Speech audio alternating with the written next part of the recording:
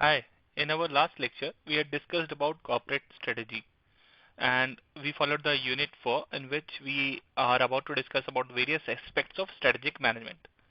While going through our corporate strategy session, in the last slide in Zoom class, we came to know about different types of corporate strategy. There was stability, expansion, retrenchment, and combination strategy. So in coming video slides, we'll be going through these types of corporate strategy. In present slide, we'll be studying about stability strategy and we'll know why companies are using them and what are the different types of strategies are there. Meanwhile, let's go for the further slides. In the next slide, we'll talk about the agenda of our presentation. That's clearly been depicted that we'll talk about why firms opt for stability strategies. There are three different types of stability strategies that are no change strategy, profit strategy, and proceed with caution strategy. We'll be discussing them. Let's move further for what is corporate strategy. We'll be talking about stability part. So the stability strategy, the name says that it is stable. That means it brings no change in your strategy. So when an enterprise is satisfied with their present condition and position, and when they think that they should not adopt any new strategy, that is called stability strategies. So you won't find any changes in the strategies which are been working into this. So when an enterprise says that the present environment is of no harm to them and create no problem into their profits, then obviously they'll be following stability strategies. Remember we studied cash cow in BCG matrix. It's same like that. Your market is saturated. Now you don't have market to capture further. So these cash cow also follow stable strategies. Now, what are the reasons why firms opt for stability strategy? As I told you in my earlier slide that cash cow basically uses this type of strategy. But apart from cash cow, there are other reasons as well that companies follow stability strategy. The first reason is their perception. Yes, the perception that the management held about their company. They think that present strategy is best for them and the manager is quite happy and satisfied with the present performance of their strategies. So they convince management that they don't need to change their strategy since the present strategy is doing good. The next reason is that the management does not visualize any major change in environment. So we change in our strategy out of the present environment condition. If we see that there are changes into conditions, then obviously we are forced to change the environment. But since management is not visualizing any change in the environment, they don't want to change the system. The third reason is probably no threat, no opportunity to justify the risk. So if we are thinking about changing our strategy, we'll be counting some risk to be held upon or the profit to be gained upon.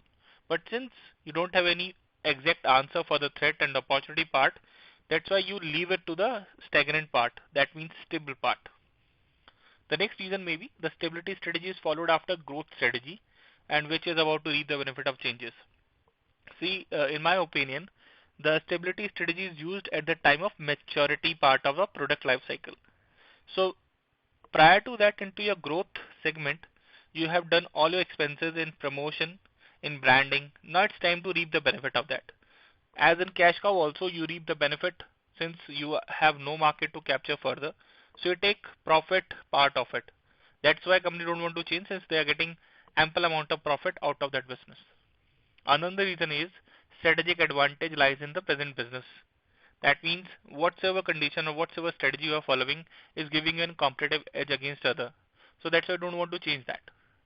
And when environment affects the extent to which organization can follow alternative strategies.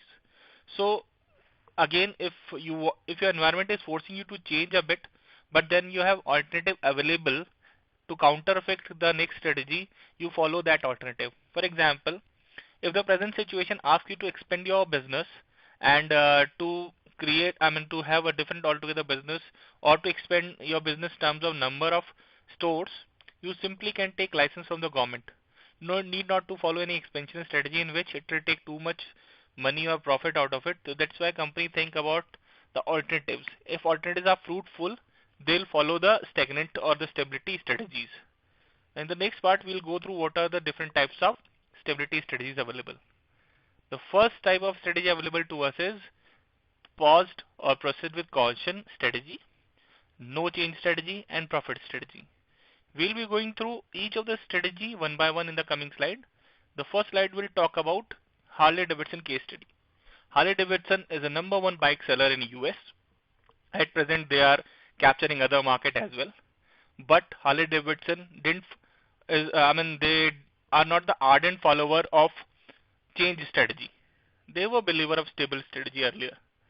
But the present market situation in which the motorcycle company from Japan entered in US, Honda, in 1950 forced them to change their thought towards stable strategy. Also, change in customer preferences and choices, their knowledge being educated by Honda, and the present and the current market situation forced them to change. So a company which is ardent believer of stable strategy also was forced to change their strategy because of the present market situation. Come, let's have a look what we have learned through Harley Davidson case study.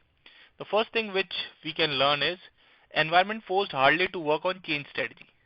So the environment, the complete change in environment because of the competitors came in, because of the new marketeers came in, the environment changed, had actually forced Harley to change their strategy as well. The competitor strategy forced Harley to improve their strategy. Since Harley was sure that into their segment no new competitor will come. But since Honda came into this market and with their branding and their promotion part, Harleys were also forced to make people educated about the motorcycling effort.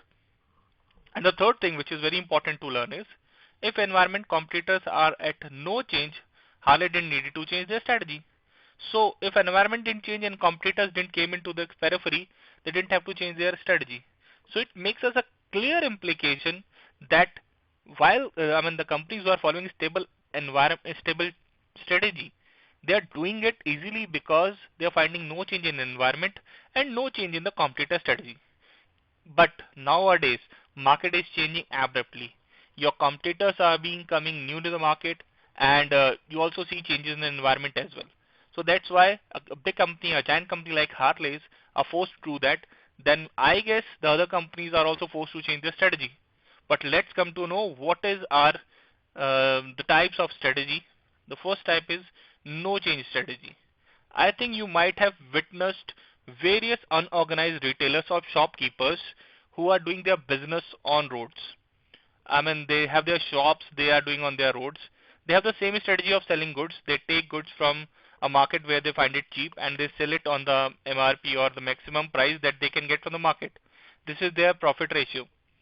But with the sudden change in the market, the organized sector came into the market like as Big Bazaar and Spar and Easy Day. When they came in the market, they worked on the assortment of goods, the feature of providing home delivery, the feature of best price marketing.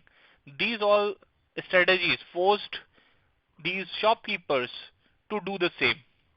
Now we can see the change in the behavior.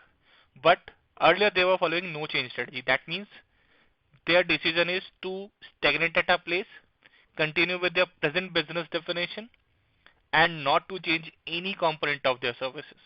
So that was no change strategy in which you stick with your present business condition. You don't change any of the facility for your competitors or for your consumers as well.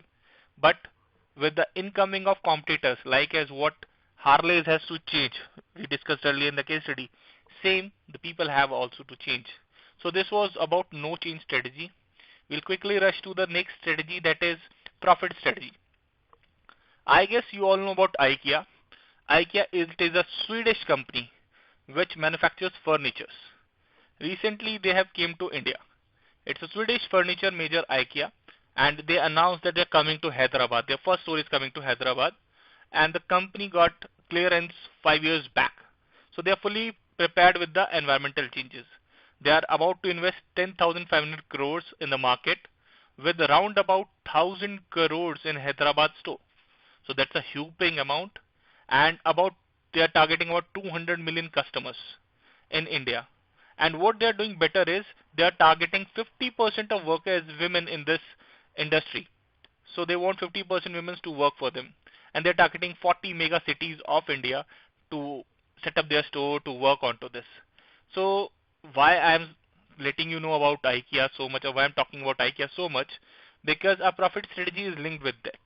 So what is profit strategy and how it is linking my particular case study with them? See, the profit strategy is harvesting strategy as well. It's a profit-oriented stability strategy, and it is adopted in large companies for specific business units. So you divide your company into various business units, and you check out various companies which are giving you a cash flow of prime concern.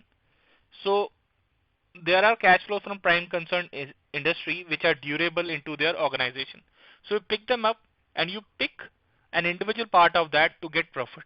So you change your strategy for that particular component if that is not giving you profit.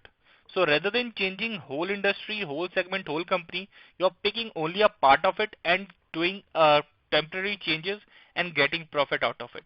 This is all about profit strategy, and this is the way they work for it.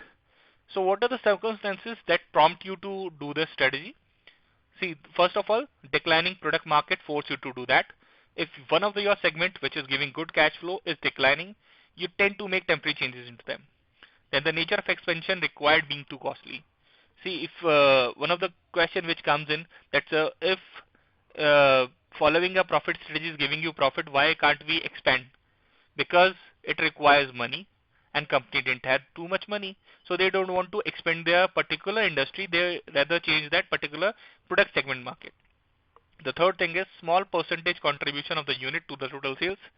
So if a company's total sales is being infected only by a very small number of sale of that product, then obviously company would like to shift to a profit strategy, which is a temporary solution, because cost will be low and the returns will be good. So they don't want to change through any other strategy. Following expansion strategy will be a costly affair for them. Even though if they have funds available, they have allocated this fund for better use. So they don't want to invest that money into this particular problematic area, because they have their fund to be invested into other options. They want to maximize their return on investment. So maybe the plan is to invest this money into some other area where they'll get better benefit. And the last thing, which is to quit the product market before it is too late. So in this case, they also think that whether my product is into the last segment of this product life cycle that is declining, and they calculate whether it is good to leave the market or to stay in the market. So in a calculation part, if they find that it's better to quit that product, they do so by following this strategy. And the last strategy which we will follow is proceed with caution strategy. What is this proceed with caution strategy? That's the last segment. Now you are at a place where you want to change your strategy. But you have to analyze market also and your company also, whether you are fitting in or you are finding it convenient to change your segment. So you check market, but at that time you stagnate your strategy, and you check market, you check your employees, you check the level of your employees, whether they can adapt to these changes. So you proceed with caution, and you actually find it, you study the market, the environment, and the main objective is to let the strategic changes seep down the organization level. You allow structural changes to take place and let the system adopt to these strategy. So these strategy actually works on the present conditions. Settle down with your company and work for a longer duration if environment does not do too much changes. So if you're a manager of a company which does not see too many change in the environment, these strategies can work well. But if you are surviving into a dynamic market, your product is a dynamic, obviously these strategy can't give you too much of the market segment.